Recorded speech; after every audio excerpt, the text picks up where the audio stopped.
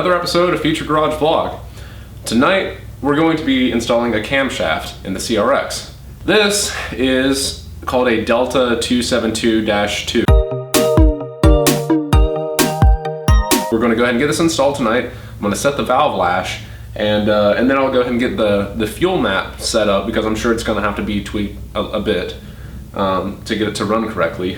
And tomorrow morning at 9, I'm going to go over to Emerald Coast Motorsports and put this car on the dyno, make a few passes, and see how much power difference there is between the stock camshaft of a D16Y8 and a Delta 272-2 regrind. So let's just do it. Let's just install it. Okay, at this point, I went ahead and got the engine set to top dead center. That way, when I put the new camshaft on and put the cam gear on and put the timing belt back on, I can make sure the cam and the bottom end are clocked correctly. Get out of there.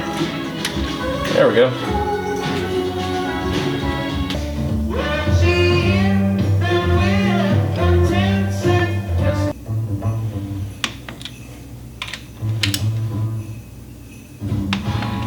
Okay, so that's it. It's not that difficult, nor is it time consuming to swap out a camshaft on one of these single overhead cam Honda engines. What is time consuming is the next step. So while there are only 4 cylinders in this engine, each cylinder has 4 valves. So I have to set the valve lash for each one of those valves for a total of 16 valves in this engine. Not a difficult process, but again, it is time consuming. So at this point, I'm going to grab a beer. What? Grab a beer. What? Grab a beer. What? Grab a beer. No, wash it down with 1 beer. Take my time and just knock this out. And after that, it's just a matter of putting the valve cover on and we're done.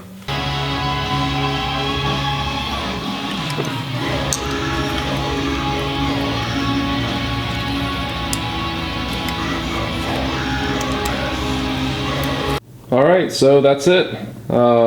The cam is in, the valve lash is set, everything is back in the engine bay. Now comes the part where we start it up and see what goes boom.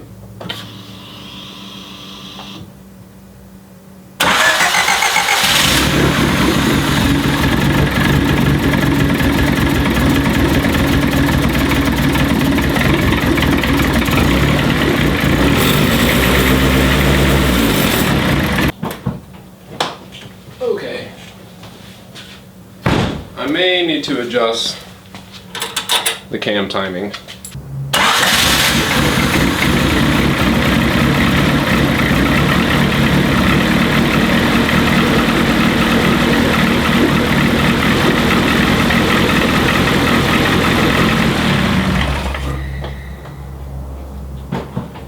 Close. Okay, attempt number 3.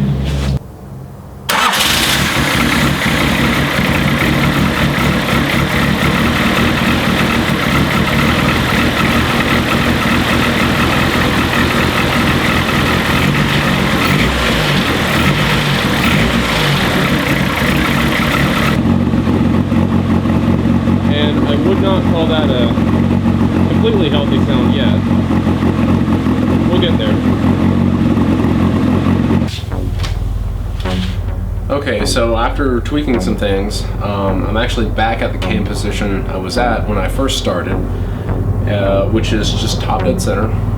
And it turns out that the timing was just not right. That's why on the very first startup it was, well, not running correctly. Which, that's kind of weird, because if this is a regrind for a D16Y8 cam, well, I shouldn't have to mess with the timing if I put everything back in top dead center. The timing should not change. But apparently it did. So I'm wondering now, is this a D16Y8 cam, or is this perhaps a D16Z6 cam? I don't really know yet. So I'll find out tomorrow. Right now, the car does run and drive just fine. The only thing that I've changed is the fueling for everything in high vacuum and low RPM, so where the car idles. While in vacuum, the car does run pretty rich, but under boost, it's all perfect. It's just the way it was.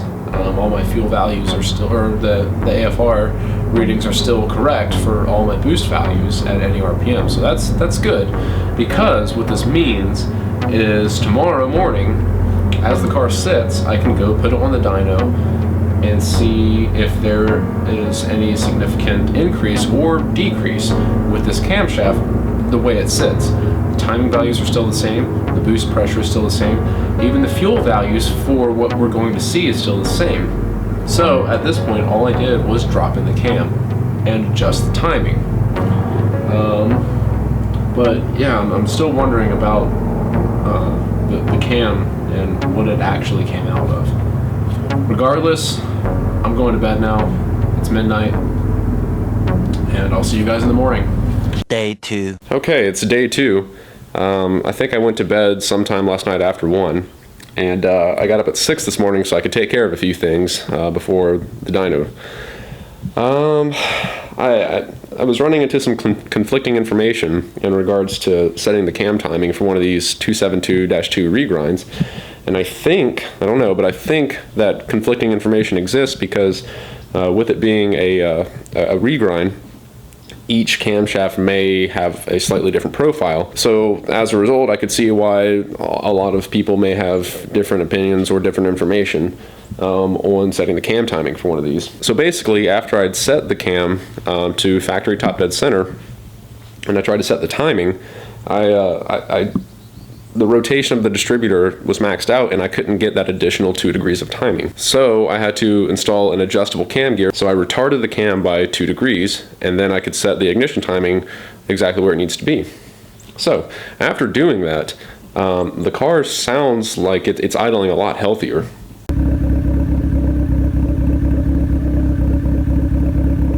So I've got about an hour to get my stuff ready and head over to Emerald Coast Motorsports. So I'm going to do that now, and I'll see you guys there. Alright, the car's strapped down to Emerald Coast Motorsports. It's time to make a pull and see what this cam can do.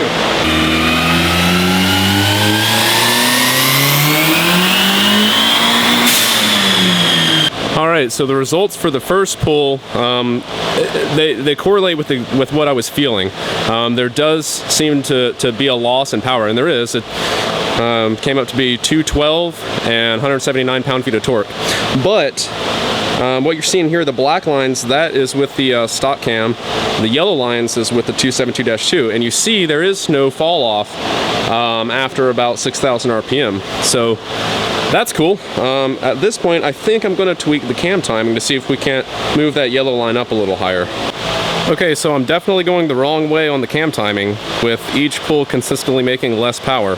What we're looking at here are the dyno results for both cams with different configurations on the Delta cam.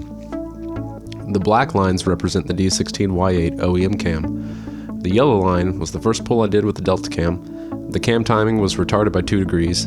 The pink line retarded by 4 degrees, and the green line, I think that was something like 10 degrees. From there, I saw power just kept getting lower and lower, so I decided to advance the cam. So the blue line, it's advanced 2 degrees, the red line, advanced 4 degrees, and I just stopped there. I got the results I needed, I got the information I needed.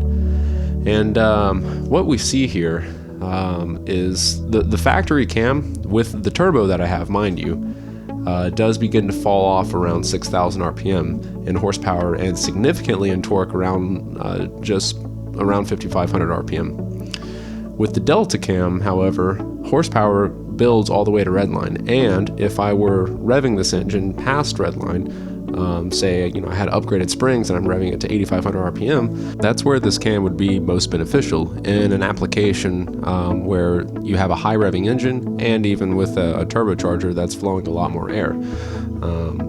Again, I think that's another factor here that's hurting this camshaft is the turbo that I have, it starts to run out of steam just as the Delta cam is coming online.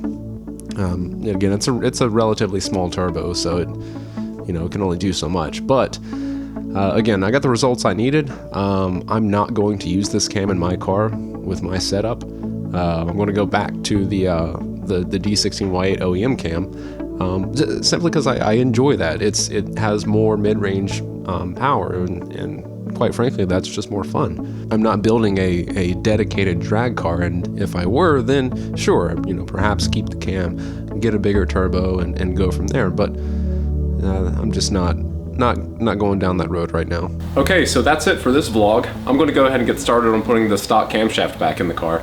Next week I'll be installing an electronic boost control solenoid in the car so I can command boost by gear.